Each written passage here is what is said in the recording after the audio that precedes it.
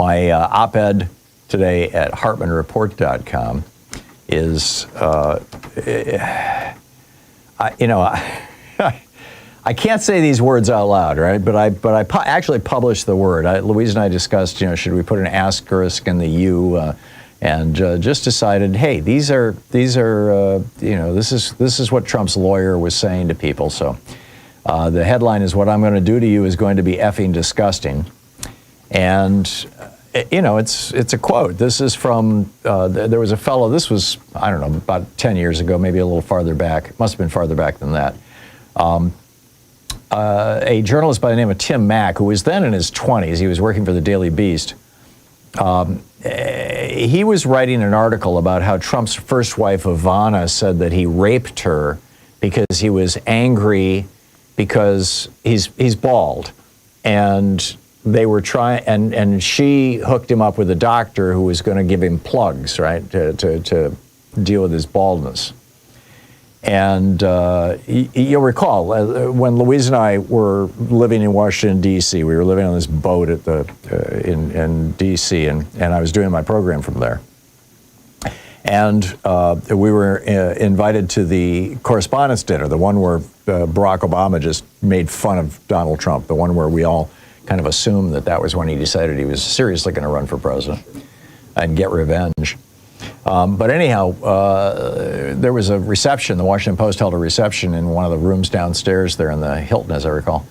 And Louise and I were there, and Trump walks into the room, and he was just a couple feet from us, and Louise kind of stepped over toward him. She was about 2.5 feet from his face, stared at his face for a minute. He seemed to think she was like about to tell him how wonderful he was.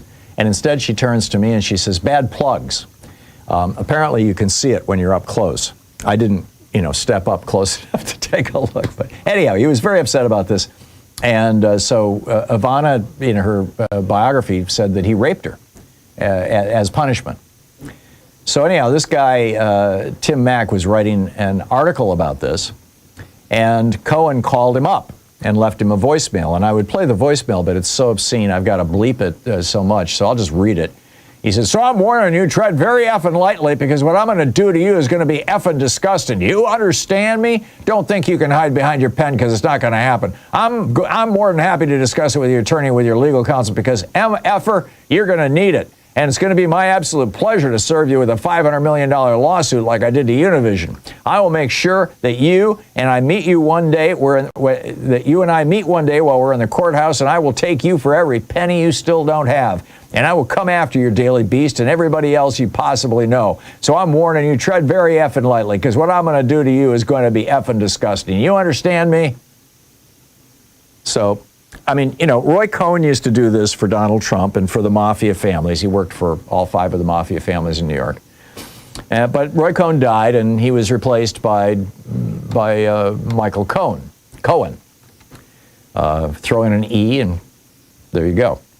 It's apparently one of many such communications. He famously threatened Fordham University with criminal prosecution if they released Donald's grades.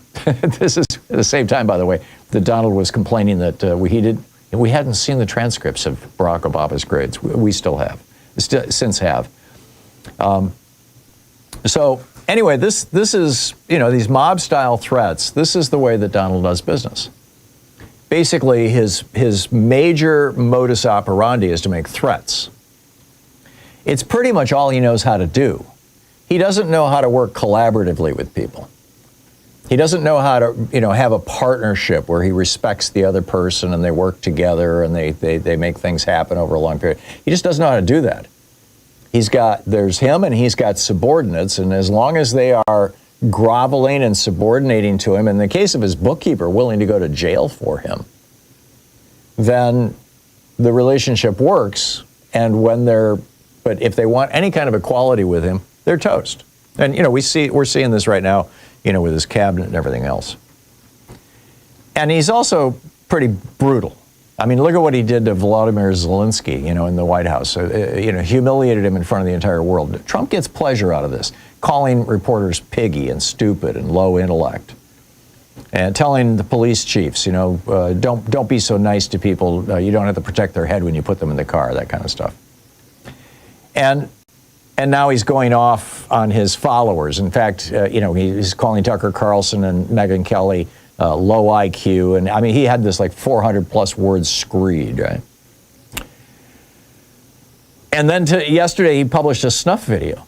He published an entire video of a woman being beaten to death with a hammer by a black guy.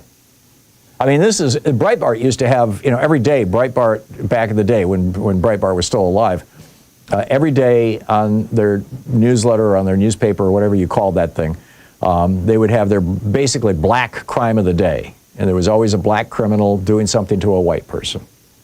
And that's what Trump did yesterday.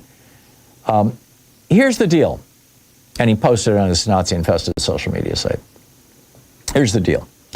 When he was a small-time New York real estate developer and an incompetent businessman with a long string of failed companies, his inability to do anything other than bluster and bully didn't much matter to the world. But now, this same guy commands the most powerful military in the world. And he has successfully emulated Putin and Saddam by exclusively surrounding himself with lickspittles, toadies, and yes-men. Which means that there's nobody there to restrain him. You recall, during his first term, it wasn't like this. Former Joint Chiefs Chairman Mark Milley talked about how he had to talk Trump down. Trump wanted to go after the Black Lives Matter protesters, and he wanted to, quote, crack their skulls, beat the F out of them, shoot them in the leg or maybe the foot. These are quotes from Mark Milley, the chairman of the Joint Chiefs of Staff, that Trump wanted Milley to order the troops to do. Similarly, Mark Esper, Trump's defense secretary in his first term, in his book, he said, Trump said, can't you just shoot them? Just shoot them in the legs or something? And, fortunately for America in 2020, Esper talked Trump down. Well, there's no Mark Esper or Mark Milley in the White House today. And there won't be on Election Day either. So, and I think the only reason Trump backed down on his threat to vaporize Iran was not a humanitarian impulse. I don't think he has any. It was because the price of gas was going up and the stock market was going down. And so here we have now these systems designed to constrain power, checks, transparency, dissent. They're gone. As in most dictatorships. This is why, Putin attacked Ukraine stupidly. And continues to, because he's got nothing but yes men around him. And Trump, same thing here with Iran. And that's why it's so urgent that we all call Congress, particularly our Republican members of the House and Senate, and say it's time to impeach Trump. The 25th Amendment won't work. I can go into the details. I won't right now. But the 25th Amendment won't work. You have to impeach him. Remove him from office now. 202-224-3121 is the phone number for the switchboard, for the Congress's switchboard. If you're not sure who represents you, give them your zip code and they'll tell you. But, get on it. Because we've got this crazy guy in the White House.